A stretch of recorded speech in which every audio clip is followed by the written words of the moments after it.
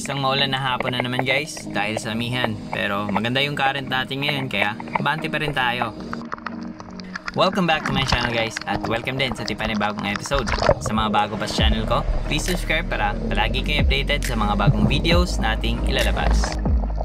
It's still 3:11 PM pero medyo madilim na yung paligid dahil sa sama ng panahon. At pagkadating natin sa spot, sinalubong tayo ng mga maraming bait fish kaya nakaka-excite mag-dive. Bumaba na agad tayo pagkatapos natin mag-warm up. At sa dive na to, this is our first fish of the day.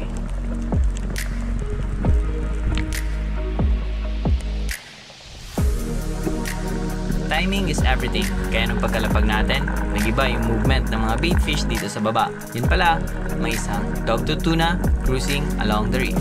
Pag ganitong mga sitwasyon guys, relax lang. Get into position para makatira tayo ng maayos. Watch this.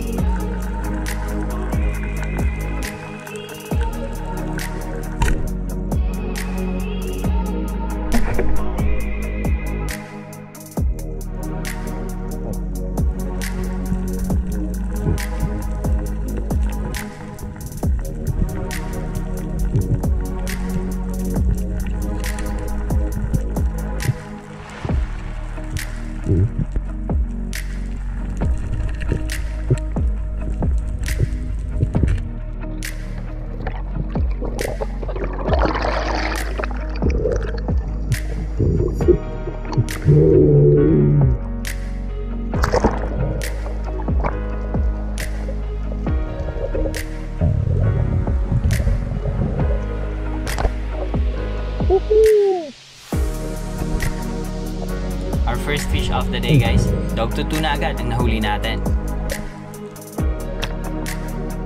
Buti na lang talaga, na-load na agad natin yung mga rubbers kasi habang nagpapahinga tayo dito sa surface, may isang king mackerel na dumaan dito lang sa mababaw na part.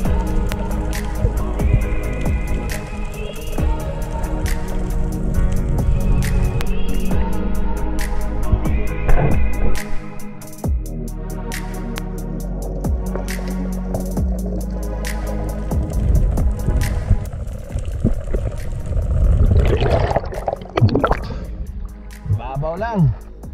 Shot at 4 meters. King mackerel. 25 seconds na tayo guys, you know, yung bottom time natin.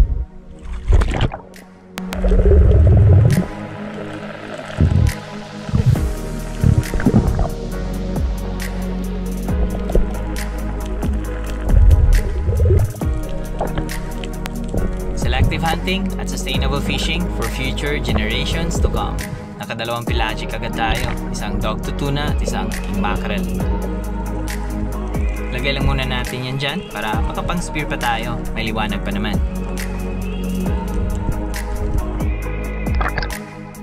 Kung pansin nyo guys, ang daming mga bait fish na nagsiangatan. Malamang may nangahan sa kanila dun sa baba kaya let's dive down, let's see what we can get.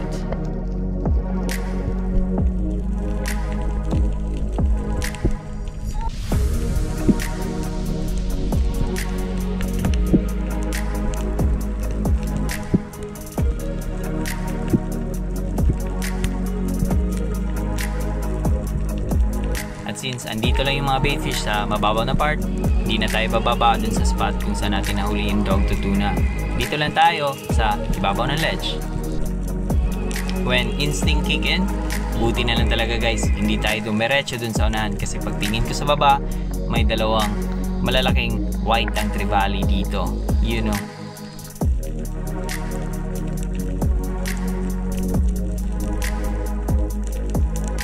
Antayin na lang natin silang dalawang dumikit para makakuha tayo ng magandang angle at matira na maayos para makuha naman silang dalawa.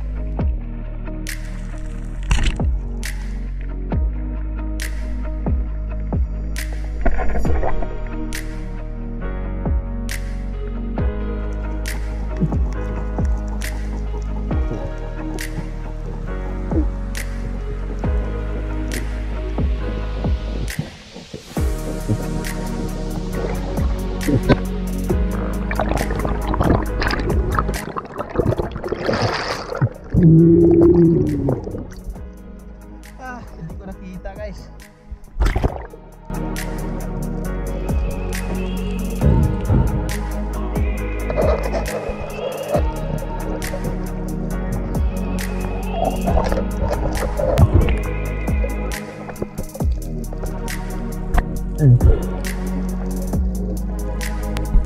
Naka4 na isda agad tayo guys. Sa 3 tira lang. Goods na to. This is enough guys. Umuwi na rin ako pagkatapos dahil di rin nagtagal. Lumilim na rin. And then, hindi ko nakita. Andun lang pala sa gilid ng cliff. Shot at 15.9 meters. Yan o. Ang lalaking white ng tibali nito. Inintay ko sila magdikit para ma-double shot ko. At ayun. The next day, balik na naman tayo sa dagat. Pelagics are here, kaya inagahan natin ang pagpunta dito. Morning dive pala tayo ngayon guys. As usual, sinalubong agad tayo ng maraming baitfish pagkadating natin dito sa spot. Kaya pagkatapos mag-warm up, dive na agad tayo baba sa ledge.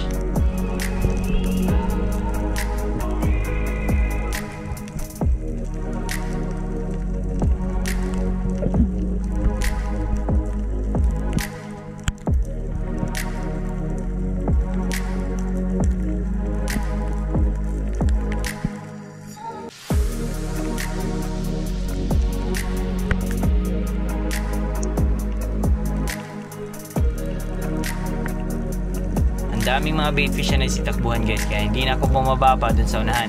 Dito pala sa spot na to, madalas tayo nakakahuli ng mga slender unicorn fish tuwing hapon.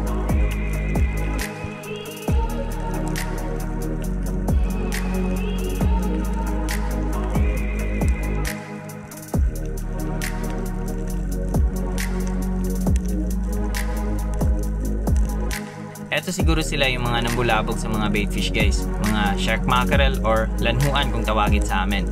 Masarap na isda rin to. Prito at kilaw yung ginagawa ko dito. Good size na rin. Mga mahigit 1 kilo or 2 kilo yung isa nito. Pero iba yung target natin kaya pass tayo dyan.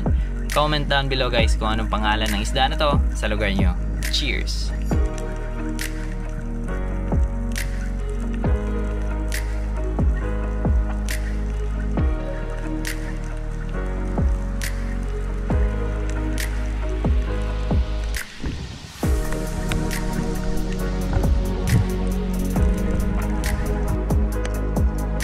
Went down that same spot guys, at finally this is our first fish of the day. Dito pa rin ako dumapa guys sa mismong spot natin kanina. Pagkalapag natin, akala ko bumalik yung mga shark mackerel kasi nabulabog yung mga baitfish. Yun pala, may isang king mackerel or tangigin na papalapit.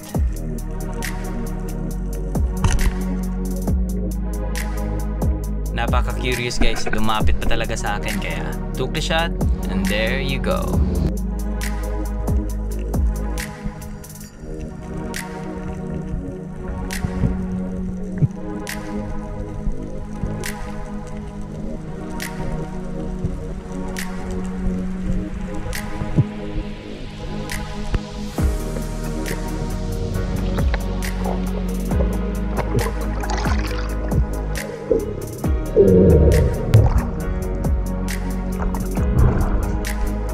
Mackerel guys, shot at 23.4 meters.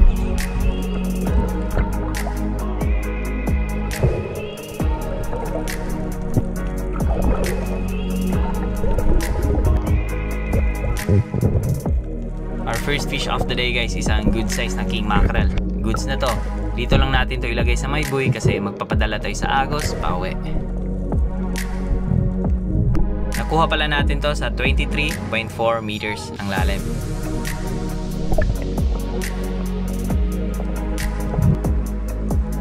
Nag-drop pala tayo guys kasi may nakita akong GT habang nagpapadala tayo sa Agos. Good size na to kaya let's take this.